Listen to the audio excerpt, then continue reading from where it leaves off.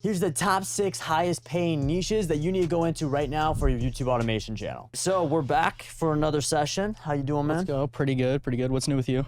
You know, just trying to acquire a bunch of channels. That's what I've been doing. Really? Okay. So, and we'll probably make an episode. It could be a dedicated episode one day about it. But, you know, people don't realize that if you want to grow really big with YouTube automation, the best move when you finally start making big money is you want to start investing into already established YouTube channels. Before, I would be the one selling my channels to other people.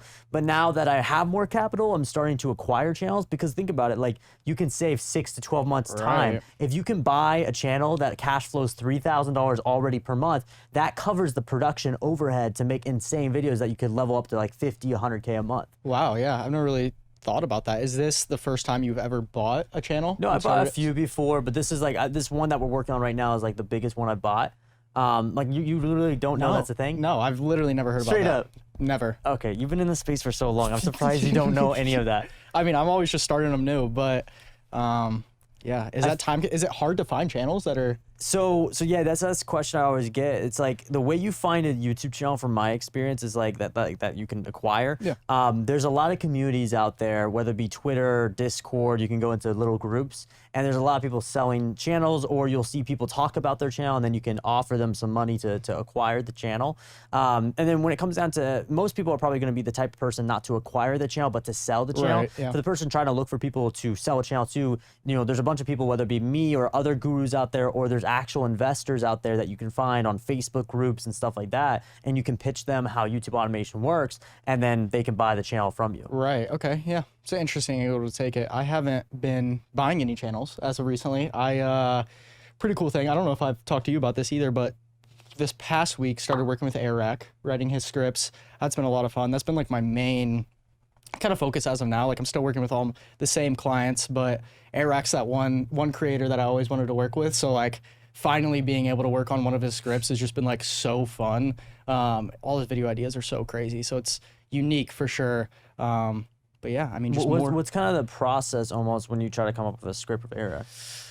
I was actually, I had a call with Beans, who's a guy on Eric's team this morning, their lead writer, and we were talking about just this thing, because I was talking to him, I was like, writing an Eric script, for some reason, like it's the same principles as any other creator, but it felt so different, right? And it was like, okay, is it the video idea? Is that why like this feels so different? But what I realized, I was like, Eric's content is so heavily focused on the personality in the videos that it gets difficult to find like a writer for the channel, because they have to know Eric. They have to know exactly what he's thinking, his almost like subconscious thoughts, like when this scene pops up, what's the VO that should be over it, in a sense, right? Because a lot of their stuff, at least from an outline standpoint, is broken down into line by line by line.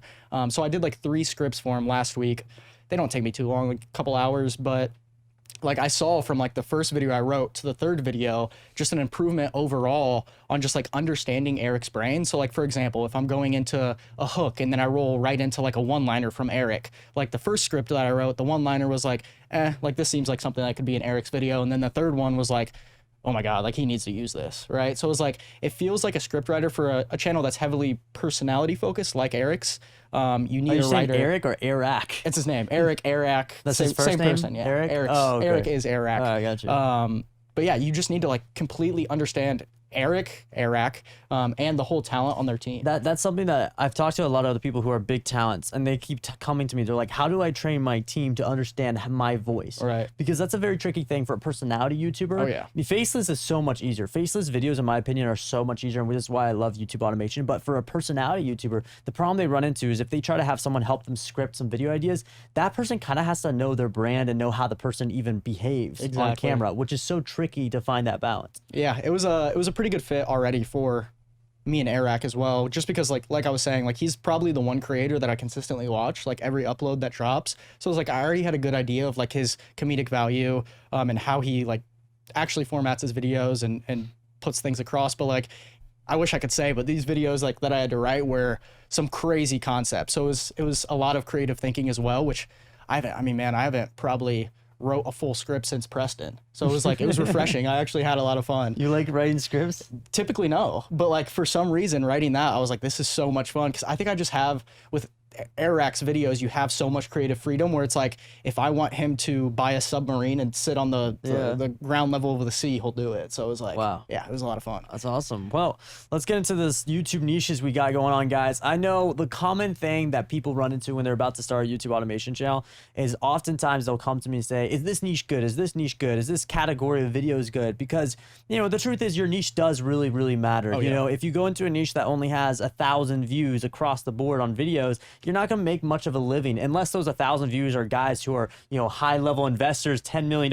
Maybe you can monetize that, but the chances are, you know, that's it's at least a lot more difficult. Yes, it's a lot more difficult. And so, you know, the game is, how do you find a niche that has not only a high RPM, which we'll get into in a second what that means, not only a high RPM, but also a lot of views. Exactly. Because if you can find the combination of those two things, you'll be very, very successful. So let's just first get into kind of what a high RPM even means. I think we need to kind of break that wording down, because right now the average person's like, what is an RPM? Right. A lot of people hear the word CPM as well. So let's break those two different down. I want you to break it down. What does a CPM mean and what does RPM mean? Yeah, for sure. So when just the simplest way that I like to think of it is CPM is literally your RPM just before YouTube takes their cuts, in a sense, right? So RPM would be how much you're making every 1,000 views that you generate on YouTube. So let's say you get 1,000 views and your RPM is $4.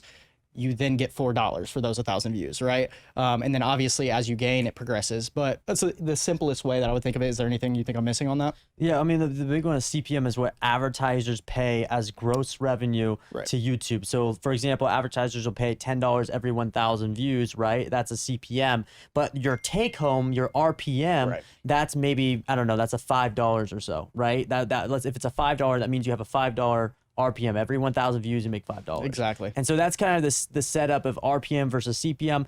I always say RPM whenever people say, oh, well, how much money can I make in this niche? I always tell people RPM, because let's be honest, me saying CPM means nothing to you if you only get 50% of that revenue, right? Exactly. And so, so the secret is, how do you find a high RPM channel and lots of views, right? So high RPM is, in my opinion, what do you think is high RPM? In my opinion, anything above 5 is a win to me. That's what I was gonna say. 5, 6 plus, you're at a good point for sure. Right. Awesome. So let's get into some of the niches that have some high RPMs and views in them. So now we're going to talk about how you actually do find a niche on YouTube, and what even is a high paying niche, and how do you know your niche is good, right? Which is pretty broad. But I kind of put a Venn diagram here on the screen that you guys can refer to. And this is very similar to what podcast was that where we were talking about how you can generate like an amazing video idea, right? That might be the YouTube automation, like beginner's guide. Okay, yeah. So this is very similar to that. I kind of break it down into a simple Venn diagram where one side is like your passion, and I think that's very important when picking a niche, because like you say all the time, it's like, how can you be successful in something that you don't care about, right? So that's the first step. You need to know whether you care about this or you don't, right? And that's the only way you're going to succeed. But the other side of that would be what's trending on YouTube and what do your viewers actually want to watch, right? Which is obviously way more important than your passion, most likely, right? Because even if you're unpassionate, you can still bring in those views just from what's trending on YouTube. But if you can combine not only your passion and the trend, that's like the perfect middle ground. The way I look at it is, if anyone can make videos in something that has a lot of views and trendy and get views. The problem is, how can you stay consistent with it? Okay. Because if you don't have the passion element, you won't stay consistent. So I've seen a lot of people go into it and they become maybe successful for a few months, but they can't keep that momentum going because they absolutely hate the niche and they're clearly just in it for the money. So once they meet that $100,000 or whatever in revenue that they make for themselves, they no longer have incentive or passion to keep that going on the channel, which is the key, is to not go through creator burnout. Because yes, you are outsourcing everything to people online to do stuff for you as you build a YouTube automation channel, but you can still burn out as a leader. For sure, especially if you're going into a populated niche where it's like you need your content to elevate above others to stand out, right? Like if you're going into like the NBA niche, like that's getting very populated as of recently. So it's like you need your content in your video needs to stand out.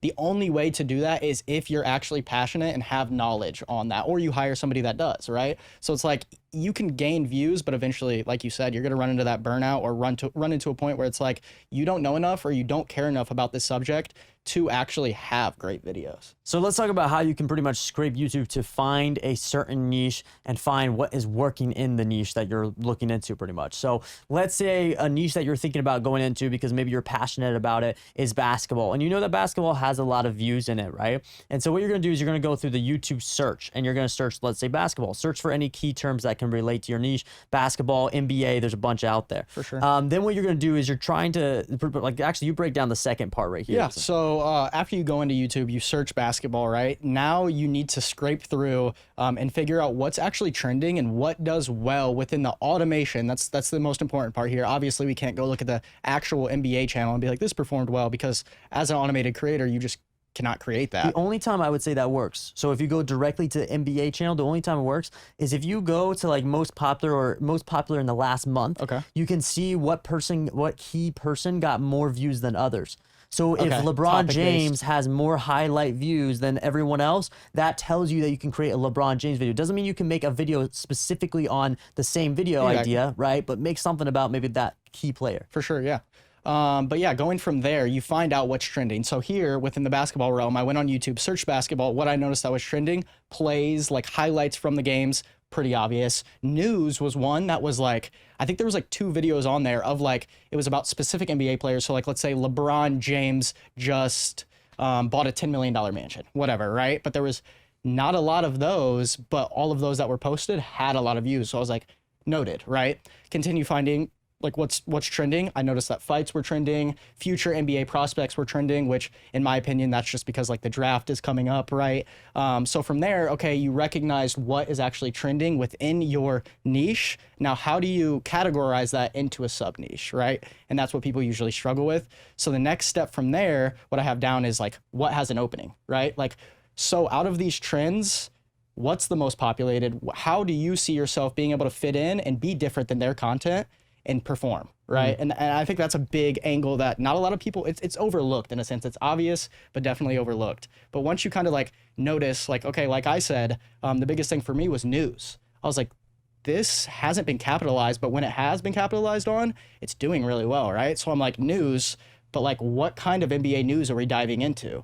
And I'm just like scraping through YouTube. I see like relationship stuff about like LeBron James and his wife, Steph Curry and his wife, et cetera, et cetera. So that's kind of what I put down. I was like, relationships. And then I'm like, but I feel like that's almost too specific. I don't know what you think, but it's like there's not tons of content that I can make with relationships. It's only the NBA players in the NBA that have wives, have children, et cetera. Like I'm going to run into a bottleneck on trending stuff and on just NBA players in general that have families. So almost what you want to do is you're looking for a sub niche. Within the niche. Most people go, this is where I think people mess up with a niche, is they go too broad. So they just do basketball. So that could be highlights one day, then you upload news, then you upload relationship drama, you upload all this random stuff. That's not going to work. If you want to grow fast, you need a sub niche into one of those small categories underneath the basketball realm. So for example, news. Okay, well, maybe like what's going on with the changes of the rule book, what's going on with whatever. Or another sub niche is drafting, right? Like what's going on with the drafts or the picks, etc. Or highlights. There's like sub niches, and you want to go into that. One of my friends, he recently started a basketball channel. I think it's called Basketball Club. And last month he made 25 grand. The month before that, $300.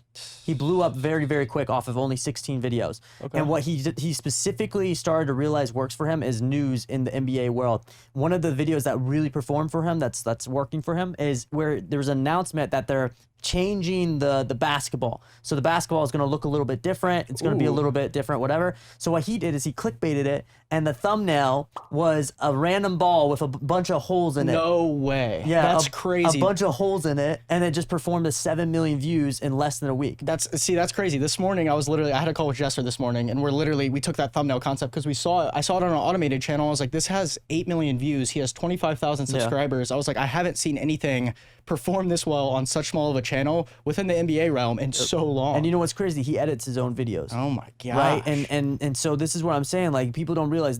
Everyone thinks that you have to be some established YouTuber to have a shot at YouTube. Right. That guy's a brand new channel. Right, and he blew up to 8 million views in a single video. His second video he dropped, which is a very similar replica of the previous one, got like 2 million views in 24 hours or 48 hours. Crazy. So people need to understand that like this can work if you micro sub niche. You can't just go broad with YouTube. Yeah, but even here though, like I feel like relationships on NBA players is almost too niche. Was the situation I ran into, right? Like you're saying, it was like almost the opposite. Most people are way too broad. This is a little too niche, right? So I was like, how can I combine this with another sub niche to make it general enough to appeal to the typical NBA audience? And what I took from that was like stats and relationships, right? Yep. And I was like, the combination here could be weird.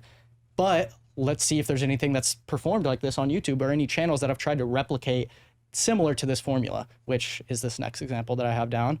This channel is called NBA Data, which is really interesting. I had never seen it before, but it breaks down, like, for example, one of their videos, NBA draft picks every year from 1947 to 2022, right? Not a faceless channel, no personality, just exactly stats. And then as you can see here, I'm sorting by most popular, but their second most popular video is NBA players' wives and girlfriends in 2022, right? So it's like there's an angle where you can almost combine like multiple sub niches.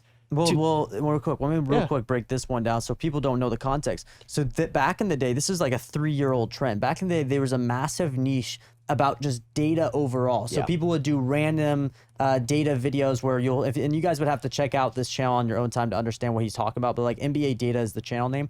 But there was other channels before this channel that were literally doing data of whatever. So the timeline of Mr. Beast subscriber count and PewDiePie subscriber count, like stuff like that. And so what it is whoever made NBA Data, all they did is combine a working formula in one niche and a working video style in one niche and combined it to the NBA niche. And now they have their own innovation, their own niche that works. And so there's a lot of people think, oh, well, what niche should I go into? Should it be basketball? No, you don't understand. It's not as easy to answer that question because there's so many niches within basketball or all of these others, entrepreneurship, you name it. There's so many other sectors within it that you have to look at. I think there's a bigger issue upon that. I think you said it really well, which is people don't know how. I don't know if this is directly what you were trying to say, but like people don't know how to find their correct sub niche because they don't want to get too close to copying someone, but they also they hear our advice of like, you don't want to be too broad. So they make it very, very, very niche. Right. And I think the way around this, and this is, I run into people with this problem all the time, is like, how do you find your own voice? It's kind of like the bare question behind it in a sense. Right. And, there's this, I forget who the quote is from, but I always see it on Twitter of like YouTube strategists tweeting it. But it's like the way you find your own voice or like your style in a sense is seeing what performed. And let's say you take a data set of 100 different videos and you recognize what performs best in each of these videos. You combine that all into one style and that's you, right? So it's not like you need to like come out here and like pioneer a new niche or do something insane. Like, yes, that can work, but it's a lot more difficult than just scraping what's performed and making that into one thing that is very niche and it combines a bunch of things that's already successful. But yeah, so let's get right into the niches here now. We have 6 different niches that we're going to run through that are some of the highest paying ones that I've seen in the automation space, and also the ones that I saw the biggest gap in almost, where I was like, somebody can enter here and make a lot of money, right?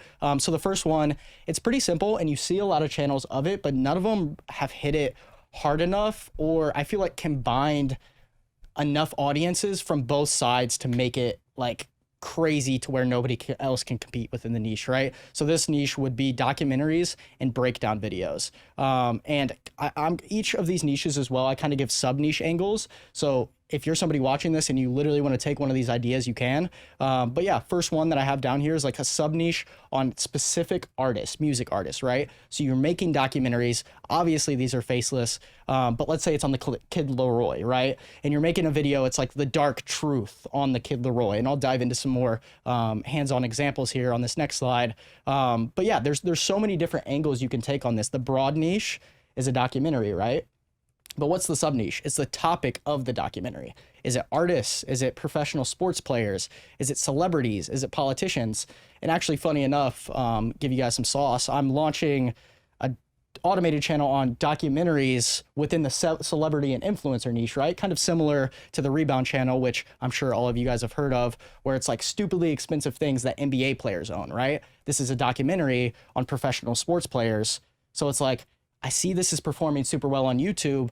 Where can I take this? Okay, just a different topic on celebrities, right? So stupidly expensive things that celebrities own. And for some reason, there's nobody in that niche that's taken that, right? So it's like there's still, even though like we were just saying, the NBA and like basketball niche seems like everybody's go-to when they're first, or as of now at least, first entering the automation space, there's still different angles and topics that you can combine with it that makes your content different.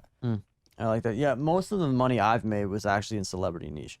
That's the thing, because celebrities have so many views in it. Right. Now, granted, the RPMs can vary in that niche a lot, right? So some celebrities, if you're talking about influencers that are entrepreneur influencers, that can be up $8 to $10. wow. But like a Grant Cardone or something like that, or Gary Vaynerchuk. But if you're talking about kind of like a celebrity that is maybe Kim Kardashian, that can be maybe a $3 to $4. So it can really vary how much you can make in that sector, because it's such a broad niche that you really have to figure out the sub niche of. But generally, celebrities is where I made most of my money from. Yeah, it seems like there's such a high view cap on that, and the videos, like every concept's evergreen. Like it lasts for so long, as long as you're not taking a artist like Ice Spice, for example. Like Ice Spice, maybe she does continue blowing up, but like as of the last 3 months is the only time she's taken off. So it's like you need to find people, like you said, Kim Kardashian, that we know will always be somewhat popular. Relevant. Right. And just a little note that I want to give to everybody here. The RPM estimate that we have at the bottom of each of these sheets is just an estimate of the broad niche. So like $5 to $10 is the RPM estimate of documentary niche in general, not the sub niche of artists, of professional sports players, celebrities, etc. All right, so the next one we got is making money online. So this is pretty much almost the finance entrepreneur realm of niches. This is definitely one of the higher RPM niches you can go into. This can sometimes be $10 to $20 per 1,000 views that you can make off of this. And remember, guys, this is just ad revenue. We're not talking about brand deals or affiliate marketing or anything you do on top of that to earn money, which obviously we always recommend doing. So some of the categories of this that you could sub niche into is, again, for us, YouTube automation. That's one of the sectors we've ran into. E-commerce, so if you're doing Shopify dropshipping or breaking down that, talking about how to invest, talking about crypto or NFTs, those typically pay a lot more for that niche. Exactly. Yeah. There's one thing that I did notice about this niche though, is that, and I want to hear your opinion on this, because maybe it's typical and it's just something I hadn't noticed until now, but the making money online in digital marketing space seems like one of the biggest niches for automated channels. Like all of the videos that I was watching weren't personality based, which to me shows that this has high potential for automation, because you do not need personality. For the make money online? Yeah, for making money online. There was a few where it was specific people, right? But a lot of them were just using references of like you said, it would be like 10 money making tips online from Grant Cardone. Yep, that's a big one. The other thing I've seen people do is they hire people on Upwork or Fiverr to do a tutorial on how to use a website that makes them money. Ooh. There's different ways you can make money. Obviously, there's a lot of ways now. Not all of them make a lot of money, but make a few $100s a month watching videos or surveys, right? Like that's one method to make money. And so you can hire someone on Fiverr to literally do a video tutorial for you, and then you hire a narrator to voice over that tutorial, and now you got your own little video promoting a site. Yeah, that's a good angle. That's another sector that people go into. All right, so the next one we got is kind of more the travel space and like kind of nomad space. You kind of break this one down for people. Yeah, for sure. So I had actually never like deep dove into this niche before, so it was super interesting for me to check out. And I'm sure we'll pop up some examples here on the screen, but I actually wanted to see if you had seen any channels like this. So for example, let me break down the niche for him first before we dive into all this. So just the number 3 niche is obviously travel and just like nomadism, I guess is what you could call it. And then the sub niches of this that I thought were interesting, that I didn't see anybody actually capitalize on, was specific sub niches within traveling, right? So vacations or cheap travel, or let's say it's international travel, or specific family resorts, or specific cities that you can travel to, states, countries, etc. There was a lot that I actually saw combined with the kind of like make money online niche, right? So it would be like top 10 places that you can travel as a digital marketer, which I thought was really interesting. And a lot of those performed really well. And when I was researching the pay for this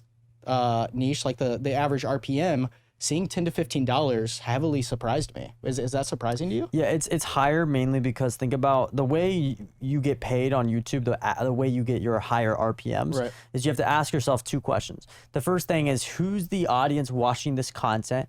How much money do they typically have? What is their age demographic? The older the audience and the more money they have, typically the more payout you get every 1,000 views. This is how you can have a good rough estimate of how much a niche works or makes without even being in the niche, is just ask yourself, who's even watching the content. The second thing you have to ask is who's the advertisers of this content. If you're in travel, typically the advertisers are going to be people that are trying to sell a resort, or they're trying to get you, they're trying to get you to like airlines, they're trying to get you into travel, right? So they make a lot of money through those methods. And so, putting those ads before your videos is key for them to make money, which means in return, they're going to pay you a lot more money as well, because it's a higher cost if they can acquire a customer. I've seen it work. The only thing with travel that does make it difficult for like automation channels is a lot of the footage is hard to come by sometimes. So you sometimes have to use someone else's vlog as the background footage, and then it gets kind of roughed up because you have to try to trim out the moments where it's a person showing their face. You see what I'm saying? Throughout the whole thing. And so travel can work, but it's a very thin line that you have to balance on how to pull it off with an automation channel. Yeah, that's interesting. I wonder if like our AI episode would help out at all. Like it's like finding similar stock footage. Maybe it gets a bit difficult when you dive into like specific resorts, for example. But like countries, right? Very broad. Like you can take any images off Google Images and probably AI generate a lot of them as well. I do want to show the example here for this channel because I think it's really interesting. If you want to go ahead and click on the next slide. So look at this channel on the left. So Island Hopper TV. This is literally a travel page that only talks about islands. So is this island, is this an automation show? Yeah, it is. Completely faceless, and it's just literally listicle content, so like top 10 islands that you can visit for cheap, right? And it just goes through and ranks these, tells you how much the average pay is. They figured out how to really narrow down a certain sub-niche of travel, which is islands. Yeah, which is probably one of the bigger ones, right? And I couldn't find any that were very broad at all. So it seems like that's the angle for this kind of, right? Like on the right side here, we have another channel that's more countries or states.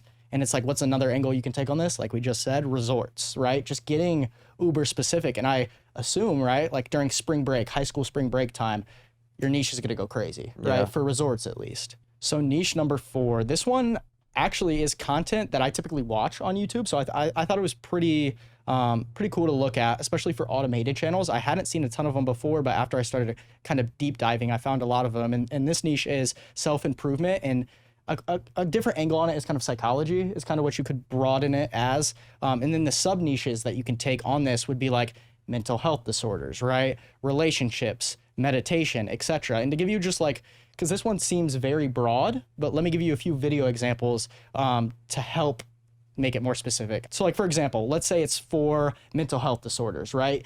The video title would be something like 10 products that help you with depression, right? And this is obviously this obviously can be done with a faceless YouTube channel because you're literally just listing the item and then telling what it improves from that aspect of your life. And there was a lot of them that dove into depression, anxiety, just tons of different mental health disorders that I was like, I'd never seen this before. And off of that, the first thing that popped in my head, I was like, so if they're making these on products and they're faceless, they're literally not even getting the products in. They're showing pictures and videos of it, stock footage. Like, do they have affiliate marketing links in the bio where you can buy these? Most of them do. They all did. Yeah. Yep. A lot of the money making in this type of niche would be affiliate marketing. Okay. You're not going to make an insane amount of money from ad revenue, but you can definitely do it through the affiliate marketing route. What I've seen a lot of people do for this type of niche is they would reach out to other brands and say, hey, we're pretty much a faceless. They would kind of explain the business model. But we're pretty much a faceless channel. Can you send us some videos or pictures that we can use of your product? Right. And then we'll take all of that footage, combine it together, add our own music and narration, and then we have affiliate links to it and we get a percentage of it all. Very smart. Yeah. This niche is also very broad viewership wise, which I really, really like. And is something that I kind of look for within a niche like basketball, right? You have 10-year-old viewers and you have 60-year-old viewers. Same thing with this. You have the kids that are coming up in middle school, just like understanding more about themselves, like looking for relationship advice, meditation advice, mental health advice. And then you also have the 80-year-olds that are still struggling with this. So it's like you can almost play both sides of the scale or whatever you want to call it. All right, so the next one we got is pretty much more horror-based, ghosts, UFOs, whatever. There's a bunch of stuff you can go into. And so this is kind of more the scary niche. And there's a lot of sub-niches to scary. Like there's crime, there's just so many of them that you can go into. Like some of the the problem with this one the only problem I would say is the RPM is a little bit lower sometimes, because anything that's too scary or things that's too crime wise can cause a lower RPM, because advertisers sometimes don't want to put their ads in front of something that's all about blood, right? So there's an aspect, there's a downside, but the views are insane. There's, you know, way more views than even sometimes celebrities in these type of niches. So like some of these channel examples out there is you got like Nuke top 5. Dude, I can't even read that. We gotta make these bigger. Yeah, so I'm gonna do one example. So some of the channel examples out there that's in this niche is like Nuke top 5s and a bunch of others that you can check out. Mr. Nightmare, and these guys pretty much do faceless videos about crime, horror, like movies or not even movies, but like different events that happened. But there's a bunch of others out there that even does crime, about talking about serial killers or whatever. Exactly, and they seem super easy for automation channels because they're all just like story based, right? So it's like, for example, one of the top performers on Nuke's top 5 was like Airbnb stories, right? So he literally is just Googling like the top 5 most popular horror Airbnb stories. And then he breaks it down into 5 different mini stories, all 2 minutes. There you go. There's a 10-minute video, right? And how did he come up with that concept? He found another sub niche, which is Airbnbs, and combined it into one video idea, right? So, and I think that's important that we can kind of touch on as well, is how you actually kind of scrape video ideas from a sub niche. Like here, paranormal, what can you combine that with? Or sorry, horror, what can you combine that with? Paranormal, you can combine it with serial killers, you can combine it with whatever, right? Anything that's kind of like that deeper lore always performs super well. And just like you said, there's such a high viewership cap for this. Like for example, I run the Sam and Colby channel, which is very similar to this, and on the reaction channel, we actually use a lot of these automation channels to pull clips from because they perform so well. And it's like, they perform so well, why wouldn't we reuse it, right? So niche number 6. This one's very broad, and I made this last one a shorts one because I thought it'd be interesting to go into. All right, I'm leaving, bro. We're not talking about shorts. What are you talking about? He's done. I hate shorts so much. I thought this was such a cool angle, though. I saw, shout out to whoever put this on Twitter. I think I saw something super similar to it. I don't think it was 2 tutorials or how-tos, but it's just repurposing long-form content onto shorts, right? So the topic here would be tutorials and how-to videos. The sub-niche, I guess, would be shorts, right? And the reasoning you do this would be, so like, for example, when you think of a tutorial or how-to video, let's say it's how to tie your shoes. OG YouTube days, everyone would go on Google that and have to watch a 10-minute video for 30 seconds of them tying their shoes, right? And it's like, okay, why are we not just repurposing all of these into shorts, right? So what I did is literally, there's a YouTube channel called How To. It's literally the name of it. They have videos that have 50 million views plus, and you're just taking those top performing concepts and cutting it down into 30 seconds, and your SEO is great, and it's the evergreen is obviously there, and it's just like a really good angle to take. And I feel like there's so much different niches that you can do this to with shorts. The only problem is shorts doesn't pay like anything. It's sometimes 4 cents to 7 cents that you get every 1,000 views. And so it's like the shorts route only works if you're aiming for a subscriber plaque. You know, it's like, it's very hard to take those audience members and turn them into long form audience members, which actually pays the bills as long form. And so if you want fame, then that's the way to do it. But if you want actual money, which is what most people want, shorts isn't usually the best route to go to. So it just depends on your objective. For sure. Yeah. I just think this is something that's like high viewership cap that hasn't been hit on yet. Obviously it's within shorts, but it's definitely a good angle to take. All right, guys, around this time, usually we're going to be doing a Q&A. So if you guys have questions about your YouTube channel and some tips that you need, go ahead and comment down below to be featured in the next video. Now, there's something I want you guys to know about. Pretty much, we have a list of niches, way more niches than 6. We have hundreds of niches that you can literally know about if you join our Discord. It's free community. If you join our free Discord community, link down below, you'll get access to it. We have a 10-step ebook guide telling you how to start a YouTube automation channel for beginners, and in it is a list of different niches you can walk into. So if you want access to that, check down below and comment down below if you have any questions that you can be featured in the next video.